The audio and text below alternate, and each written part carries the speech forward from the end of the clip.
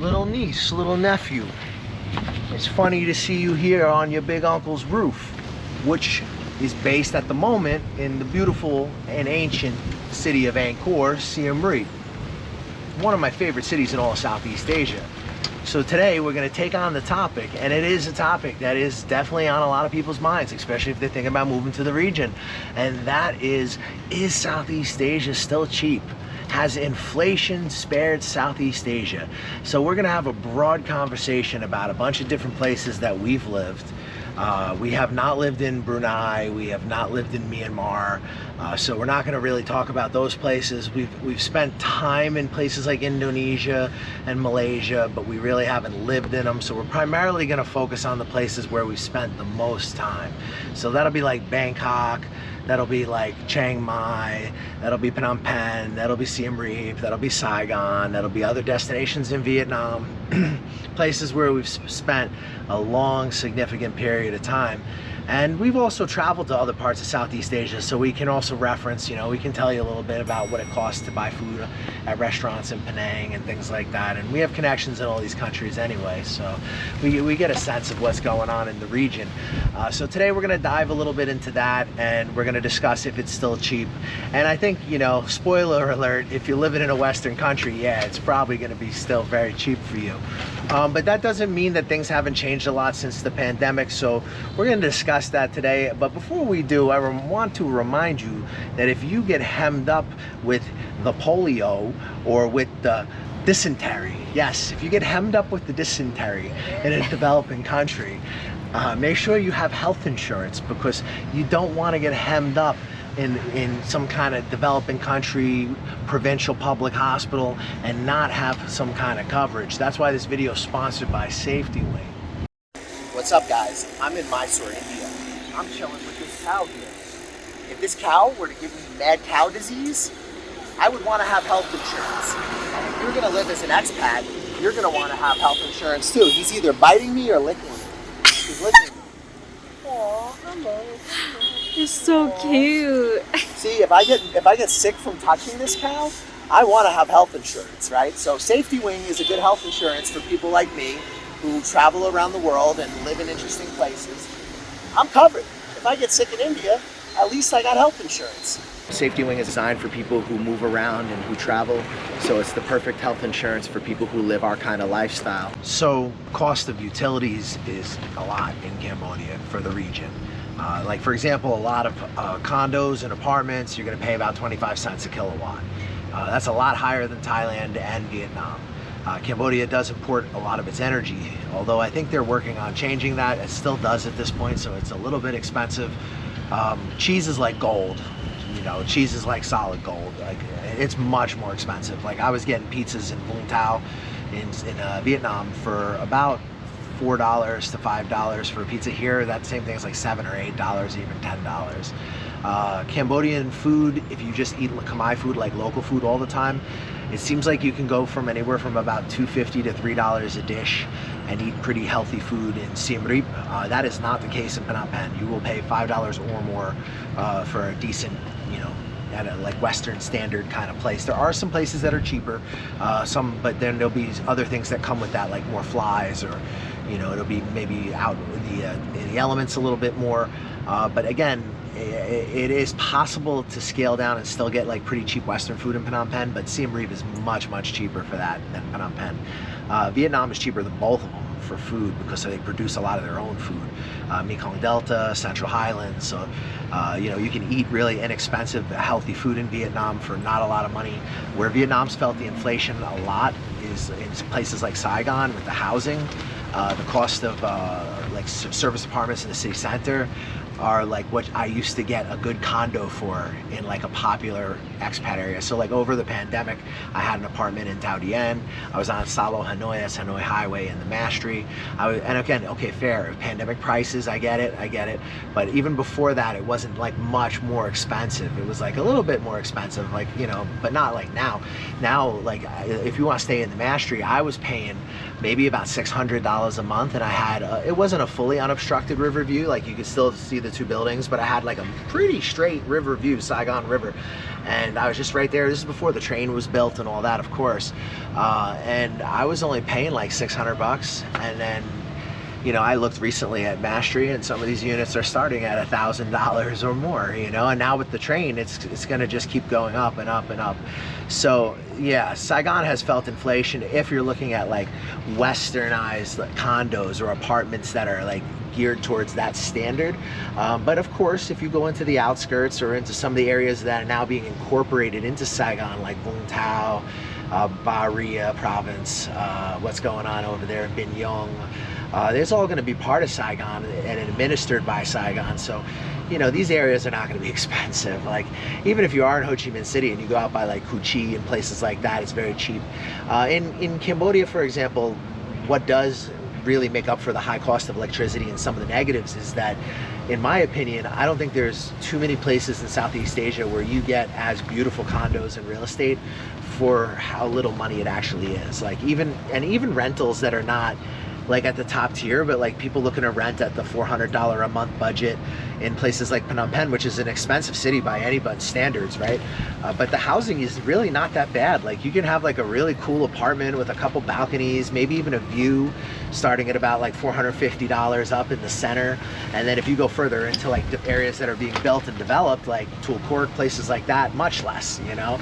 Same in all these cities. The further you get from the expat areas, the further you get from the central cities, the more provincial you get, the lower the costs get, but you also give up services, you give up access. So Southeast Asia can be as expensive or as cheap as you want it to be. You hear they're playing the horns. This is from the temple. You hear it? Amazing, amazing. I love Siem Reap. I don't think you guys can see it, but there's like thousands of dragonflies everywhere. It's really amazing. Maybe you can see it. I don't know if the GoPro is getting this. It's like, there's so many dragonflies. It's crazy. The wildlife in Siem Reap is spectacular. I really love it up here. It's one of my favorite cities in Southeast Asia.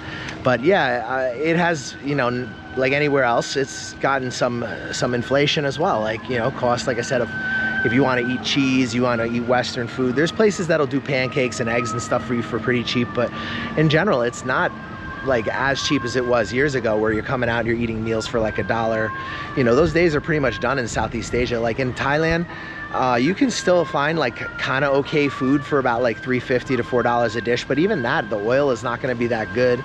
Again, we're talking about in like central places like Bangkok. Chiang Mai has a few restaurants that sell like really good quality food for like really little money, but a lot of times they don't deliver. They keep kind of weird hours.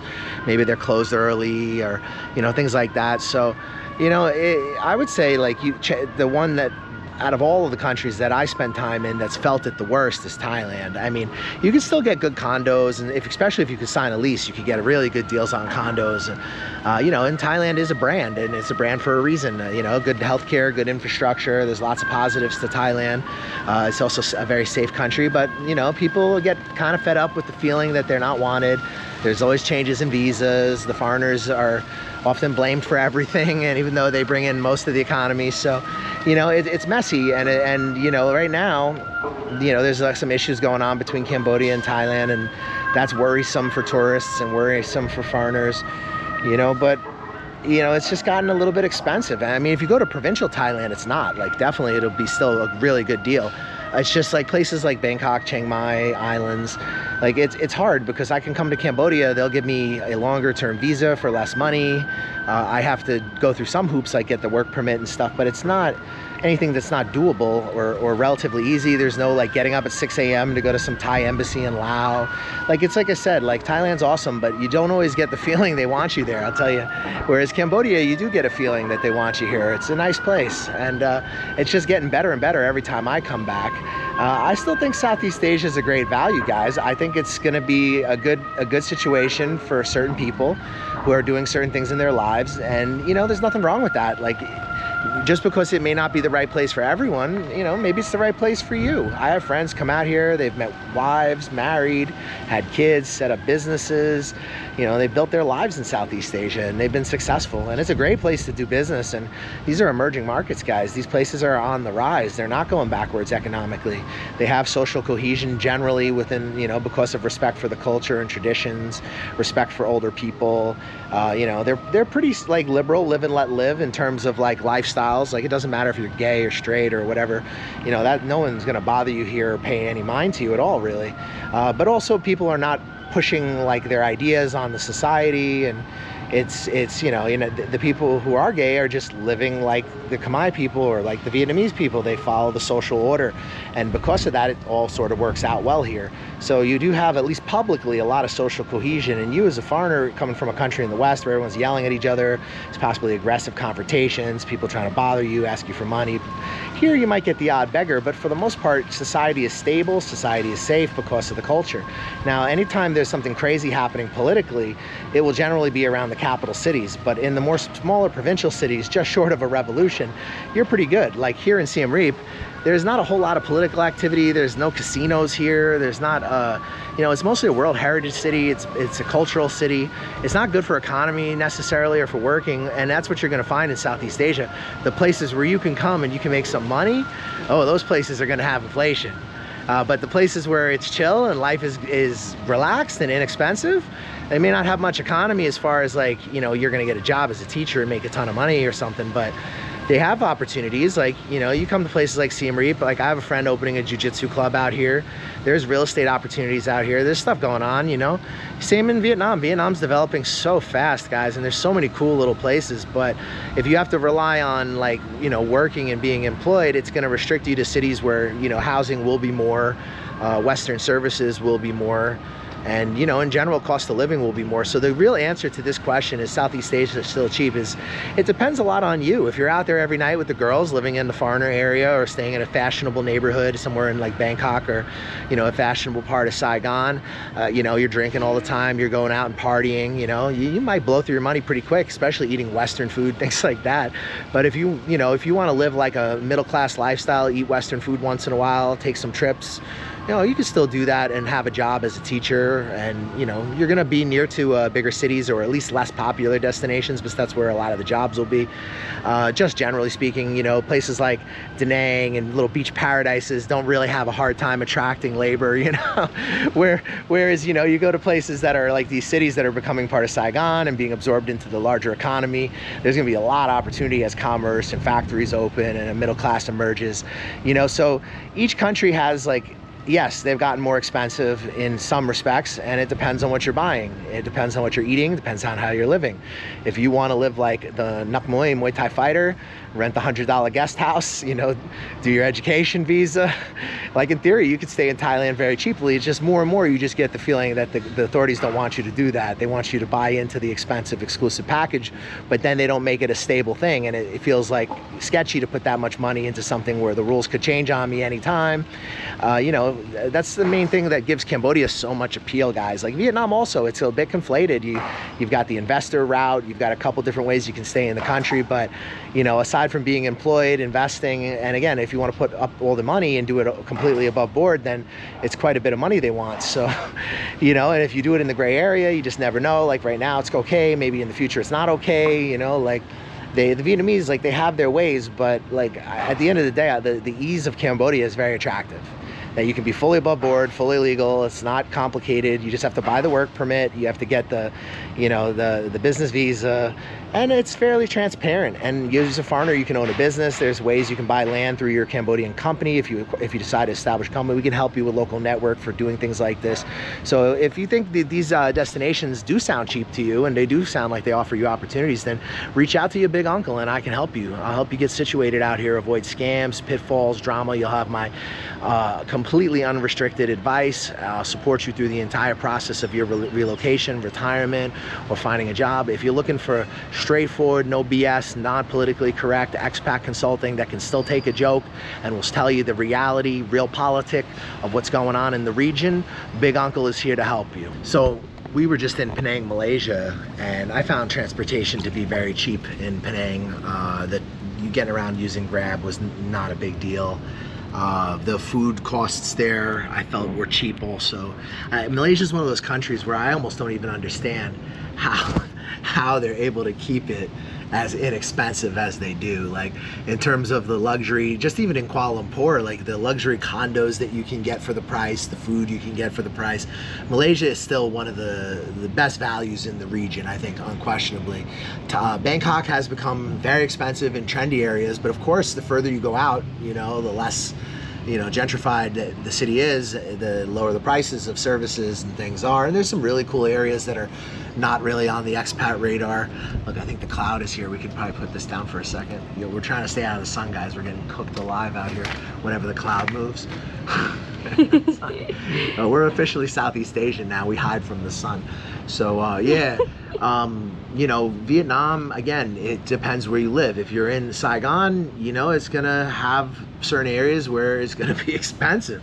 And then, you know, there's gonna be other parts of the city where you could, for the price that you would pay for a service department in District 1, you could maybe have a 2-bedroom luxury condo in one of the peripheral cities that are near to Saigon or in the metropolitan area, right? It's an enormous population center, guys. And Saigon's got a metro now too, which is really cheap. Saigon's got a 1-line metro. There's some issues. It's very cheap, but yeah, it's also supposedly some issues with the cards, and it's gonna take a while, I'm sure. But it is developing. So, you know, with development, you know, comes investment, comes gentrification sometimes. So, you know, the prices of things go up. You have to understand, like, even if you think something is cheap, it could still be very expensive for a local person in any of these countries. When I was in Laos, I found that the food costs in certain restaurants were quite expensive, but like some of the places when you really found like something special, you could find some really good healthy food for very cheap. So for those of you who are interested in a more of an off the beaten path destination, I think you get a really good quality for your money in Laos. I found transportation using their tuk-tuks to be really overpriced. It was much cheaper to use cars. They have their own rideshare app that they use. It's not, I don't think it was Grab, it was something else. They may have Grab now. I haven't been back in a bit, but that's another kind Loca. of Loca. Yeah, do you remember? Loca. That Take was the name umbrella of it. though. It's getting bad again. It's back again. All right, so there are places that are still really, really cheap, and you know, there's pros and cons, right? Like you go to a place like Thailand, you're gonna bend over and you're gonna take it with the bureaucracy, and it's gonna be a never-ending circle jerk. And you're never gonna really know if you're secure in the country or not, even if you dump a bunch of money, right? And it's kind of the same in a lot of these countries. The one thing that I love about Cambodia is they've been pretty consistent. Like, you know, and more they're extending more like opportunities to the foreigners. Like now foreigners can, if they have their work permit, I believe it's for like a year, you're allowed to get into Angkor Wat for free. So we're starting to see more of that, which is great. Vietnam now has taken a sharp turn towards the United States and has talked about allowing foreigners married to Vietnamese to acquire Vietnamese citizenship. So there's a lot of things that like, oh, okay, and before anyone gets excited, there's gonna be a very big difference between like that being possible and how that actually happens in reality. Tell them about Cambodia. Right, so in theory in Cambodia, you can also eventually get Cambodian citizenship, but in practicality, that's not a simple thing to do.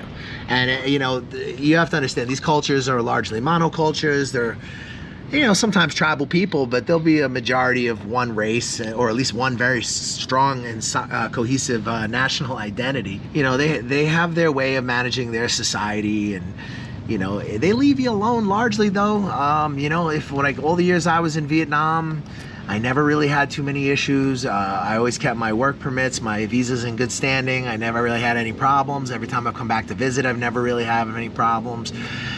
You know, I stayed there for a long time. I made some good money. It's a great country. I started my consulting business there. Cambodia also, every time I've come, they've made it relatively easy, relatively straightforward. I would say Vietnam is less complicated, but with a better value proposition than Thailand. And I would say that Cambodia is probably the least complicated with the most competitive, smaller market out of all the places, but then maybe worth it if you can make it work. So are these countries cheap? I mean, they're not cheap, like I'll tell you a funny story. I was on a Facebook group, and I think I posted one of my videos or something like this, spamming it all over the internet, right? And some guy writes back like, oh, I bet that, you know, this is about Bangkok or something. I bet that there's some dreadlock hippies on drugs there and da-da. I was like, listen, man, I don't know the last time you've been to Bangkok, but dreadlock hippies outside of Khao San Road, you're not gonna see that because it's just too expensive for them. Like if you stay in like the W district, like where we often stay, or like on, you know, Ong Nut's a little bit cheaper, but like W district, Prakanong, Ekamai, that area, like it's not really cheap for a backpacker unless those backpackers are super rich kids. Like what comes to mind more is like kind of like rich kid, like fashionable, not really like dirty hippie backpacker at all. And I think that that's probably true in a lot of places for people who haven't been to the region in a long time, don't realize quite how much these countries have developed. And I was living in India for a bit, and a lot of people in India look at Cambodia as a destination because of how much more developed and organized Cambodia is compared to some of the places where they're coming from in India. So it makes a lot of sense, you know, if you're from a Western country, that you may not realize that this is the way the world is. So, you know, come out here with an open mind. You know, there's things, some things are cheap, some things are not cheap.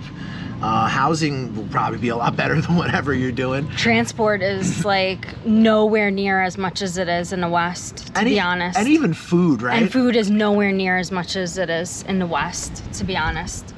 So I just want to tell you guys, like, these locations are still affordable. You know, they're still affordable if you're coming from the West. And I wouldn't be like afraid to come on over, because you're not going to spend nearly as much as you do in 1 month in like US or Australia or UK at all. Like, it's still definitely a good deal. Like, I got family in Brooklyn, and they're spending about $2,300 a month for a 1-bedroom apartment. I mean, that's insanity. Like, you would be like, even in Saigon, it's a place that'll give you opportunities. Yeah, and it's nowhere near as expensive as the West. No. But so we're comparing like each country to each other, but like compared to US or Australia or UK, it's still affordable. You can still probably open like 3 or 4 businesses here with like 10 grand.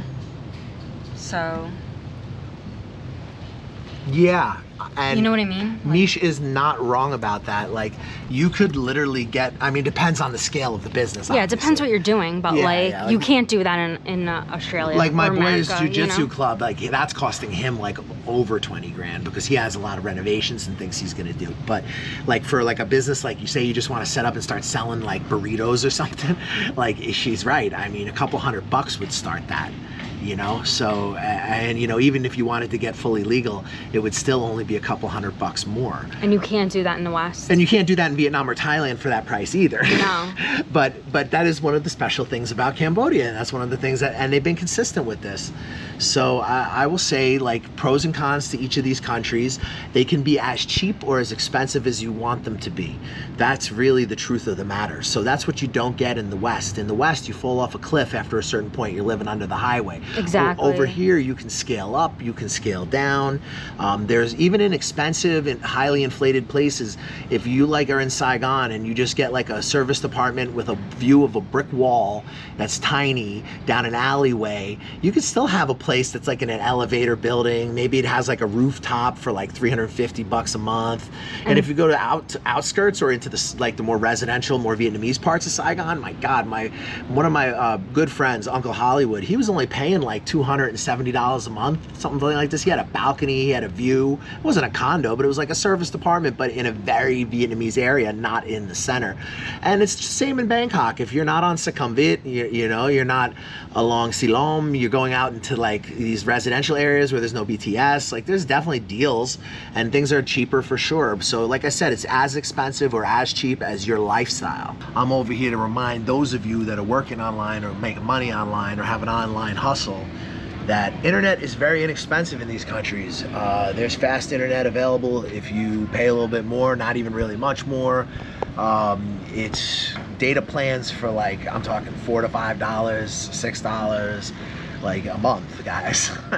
You know, so if you are doing something with the internet, like you have your business where it requires you to have that access, or you're doing something with the online teaching or whatever it is that you're doing to get your money, This area is pretty well connected. Guys, it's so hot today. We're trying to stay out of the sun.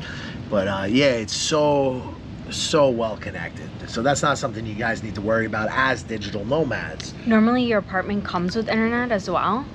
And then if you do need to upgrade, you can upgrade. It's really not that difficult. You just talk to your landlord, you pay a little bit more money, and you can upgrade your internet to be a little bit faster.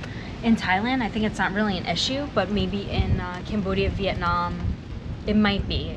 It depends on your apartment. So niece and nephew, whether it is you are a digital nomad, an entrepreneur, Southeast Asia still freelancer still offers a tremendous amount of opportunity, and yes, it's still a lot less expensive than the West.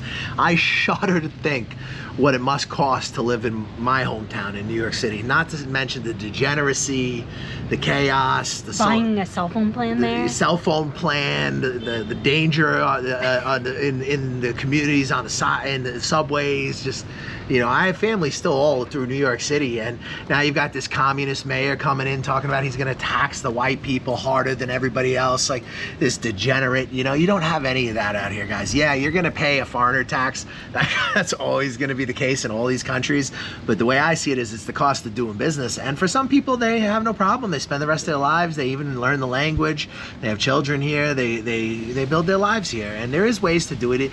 Now, the Southeast Asian countries, it's not like the West. You're not going to walk in and just like, oh, I'm going to get citizenship, or I'm going to do this, I'm going to do that. Like, things take time here. You got to move slow, you got to learn the culture, you got to learn the business culture most of all. And then you really just got to figure out where you fit into it. And it's luckily not a place that's so expensive that you can't always scale down and still have an okay life. Like, I have a buddy, the one who's opening up the gym, he's only paying $350 a month for a 2-bedroom. Now, he's a little bit further out, but he's still off one of the best roads that goes right into the center of Siem Reap. He's got a 2-bedroom, he's got a little pool. It's like, it's not like a luxury place, but it's cool. It's pretty cool, and it's pretty, like, on a motorbike, he's like 5 minutes into the town. If you guys drive yourself, your transportation costs are low, because even if fuel does go up and down, these little bikes, they don't take so much fuel, you know? I mean, if you get a car, and now it's going to be easier with the increasing relationship between the US and Vietnam for them to get cars, but they're paying, man, I know people don't like talking about tariffs, but some of these countries out here were straight robbing us, like hundreds and hundreds of % tariffs on our cars, on our goods, you know? So, like, even you'll see it when, if you guys ever receive like a care package from family, sometimes the taxes on that are more expensive than the stuff that your family is sending you. Tell them just to send you the money if they want to give you something, you know? Or bring it when they visit. Because you're going to get destroyed, right? And this is one of the things that I think is a little hard for people to conceptualize who've never lived in developing countries before, just how much they will try to get you. But it's still a good deal. And you know, there's a reason why people still stay out here, because there's very few places on earth, and I'm not just talking about a country specifically, we're talking about the entire region, including places like Laos, of course, including Malaysia, and even Indonesia. I've heard Jakarta's got some great rooftop bars, some really good condos. I've been to Yogyakarta, which is a really cool World Heritage City in Java Island. I've been to Bali, which personally I don't care for, but I've been around the region, Malaysia, Penang, Kuala Lumpur, some of the Kuala Lumpur metropolitan area. You know, I've seen this region for over the last 13 years, guys. And if we're talking about from when I first came to Southeast Asia, yes, of course, it's gotten more expensive. But so has the entire world. There's no place that's completely escaped inflation. Is it anywhere near as bad as the West? It depends on who you're talking about. And this is where expats can get really mixed up. What is inexpensive to you when you have either the income of a foreigner working in an industry where you're a commodity, like teaching English in Vietnam, places like this, or you have an income in a strong currency like US dollar, euro, Australian dollar, New Zealand dollar, whatever the case may be, your life is not going to be the same way a local person's life is, and you're not going to look at costs the same way. So for some local people in Southeast Asia, yeah, it's crazy. Like, Saigon is like Manhattan times 10 for them, you know, but for you as a foreigner with that currency and having the ability to arbitrage that, you can have a really decent life for a really low cost of living. Even if you do want to go super luxury, I have a client who is a developer and he does computer science and things like that. He's a very wealthy dude. He is paying $2,500 a month in Saigon. He has a crazy luxury villa in the sky above one of the best malls in the entire city, in the best neighborhood in the entire city. And people are like, why would you ever pay so much money? But he was living in Taiwan and he was paying twice that, and he wasn't even getting nearly the amount of services and luxury. So it really, expensive, cheap, these things are relative. If you're on Social Security, if you have a fixed income, if you're a retired person, if you're thinking about like, man, I'm struggling, I have this house, it's worth like, I don't know, $300,000, $400,000, but yet I'm paying all this taxes, I'm getting no value. You could take that money, just dump that into something that pays dividends, move out here. You know, there's ways, like I said, you can acquire land through company ownership, and there's always ways to do these things in all these countries. Whatever you're trying to do, reach your big uncle, or if you're a retiree, your little nephew, and I will help you, big uncle, big auntie. We will help you get sorted out. We'll help you with your retirement, because I can tell you right now, if you have a Social Security income of like over $2,000, like you have zero problems in this region. There's also the Philippines, if you're looking for long-term visas, relatively easy country to stay in. You know, there's retirement options, there's ways for you to be out there. People buy condos, a lot of foreigners like it because English is widely spoken, it's very Americanized, which for me was not my cup of tea, but for some people I think it's an okay option. Obviously, if you go more provincial, very, very cheap. If you go to the larger cities like Manila, Cebu, generally what I've seen is that if you sign a lease, it's relatively inexpensive in both cities to have pretty nice condos and stuff like that. But if you try to do short term can be very expensive. I find food to be a bit expensive, although some places there do give you decent portions for what you're paying. I found in Makati that food was quite expensive compared to like what I would get of similar value in Bangkok. And sometimes I complain about the quality of Bangkok food for the price. You know, it was even worse in the Philippines, because the thing for me was I don't really like the Filipino food, so I had to eat like more places that are geared towards Westerners or Thai food or things that are not their cuisine, because a lot of their cuisine to me is just very heavily focused on meat, and I don't eat meat. I eat eggs, fish, seafood, but I don't eat like pork or beef or any of that stuff. So a lot of it just reminds me of like fried meat, fried rice, and there's like a lot of fast food. I found that food was not so cheap. I've heard it's much cheaper in Cebu. If you're looking at the least expensive places for eating that I've spent time, I would probably tell you that Vietnam and Laos have some of the best quality of food for the price. I think Vietnam is very, very inexpensive for sometimes shockingly healthy, good quality food. And whether you're vegetarian or you eat meat or whatever, or someone like me who eats more like seafood and eggs, very easy to do that there. For people who do have like vegetarian diets, really the whole region isn't too bad, even the Philippines. It's just that you're gonna have to not eat as much local food because a lot of local food will be more meat intensive, so that makes that food a little bit more expensive when you have to eat the food that isn't from the place. I know they have fairly high electricity bills. A lot of their goods have to be imported in the Philippines. Here in Cambodia, importing goods can be expensive. Cheeses, like I said earlier in the video, it's solid gold. In Vietnam, electronics can be a bit expensive. You'd actually be surprised, there's some things that'll be cheaper in your country than there will be in this part of the world, like computer parts, electronics, things like that. It's at least 30% more here. It's at least 30% more here. So, you know, although there are some places like Singapore where you can have pretty good prices on electronics, and a lot of entrepreneurial people will try to fly back iPhones into their countries and sell them at a marked up rate, even if, you know, they're not supposed to be. You hear these stories all the time. But yeah, all these countries can be cheap or expensive. Even Cambodia, which has a reputation over the years of, you know, conflict and poverty, is not really representative of what the country's like today in a modern sense in 2025.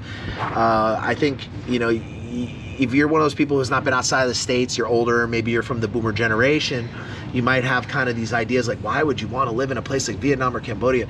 It's because you guys may remember it from the war, from that period in time, but that's been gone for quite a while, and these countries have developed and come a really long way economically, and now they are becoming very popular destinations for retirees, expats, digital nomads. Malaysia, my second home, we do have connections for processing that as well. It's probably one of the cheapest countries in the region if you don't mind the fact that it's a majority Muslim country. Very popular for people with kids. Very popular. Malaysia. Yep. Really cheap luxury condos for not much money. With jacuzzis. With jacuzzis, even in like dope neighborhoods like Crazy. City Center. Again, I've heard really good things about Jakarta. I mean, aside from the pollution and some of the infrastructure issues, I've heard really good condos, good rooftop bars, good restaurants. I've only been to Yogyakarta. Like I said, very cool World Heritage City. If you guys want to support your big uncle, check out our merch. Reborn Abroad, Brush Your Teeth, Expat Consulting, teaching you how to live your life. Also, your big uncle is doing hourly coaching.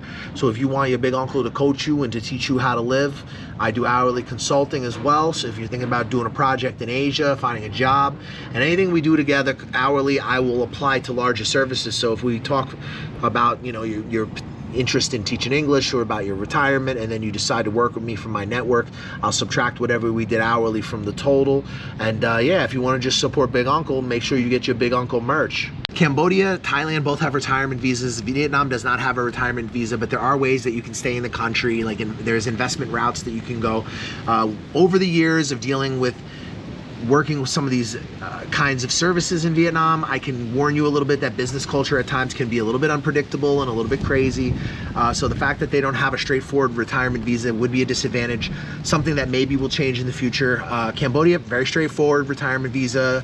Even Thailand's is not really so difficult, and even if you don't have all the money and capital, I know service providers who do all different types of things, and there's different ways they can assist you. So there are all these different options and ways you can stay. And you know, Southeast Asia is not an impossible place for you to have a life. It's not an impossible place for you to be.